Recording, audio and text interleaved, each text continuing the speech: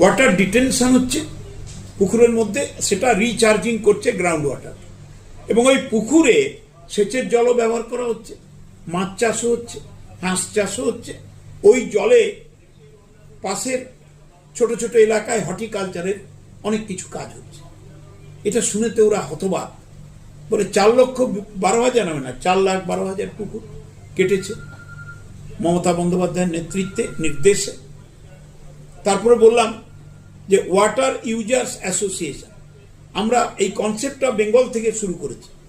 মানে যেখানেই সিঞ্চনের জন্য জল দরকার, সে আন্ডারগ্রাউন্ড ওয়াটার হোক আর আরএলআইয়ের নদীর জল তোলা হোক বা ক্যানেলের জল তোলা হোক, আমরা সব জায়গায় আস্তে আস্তে ওয়াটার ইউজার্স অ্যাসোসিয়েশন, WUA, ওরা শুনে খুব বিস্মিত, আনন্দিত।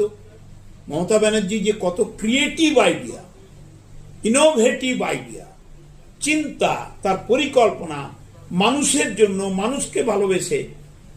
আমি চেষ্টা করেছি আমার নেত্রীর কথাগুলোকে তুলে ধরতে, এবং আমরা গভীরভাবে আমরা ওখানে বক্তব্যটাকে পৌঁছাতে সাহায্য করেছি নিজেদের কাজ দিয়ে, এবং আমাদের যিনি অফিসার গিয়েছিলেন ট্রান্সপোর্ট ডিপার্টমেন্টের সিরাজ সাহেব, তার মাধ্যমে। দেখা যাক, আমরা আশাবাদী কেন্দ্র নিশ্চয়ই এগিয়ে আসবে।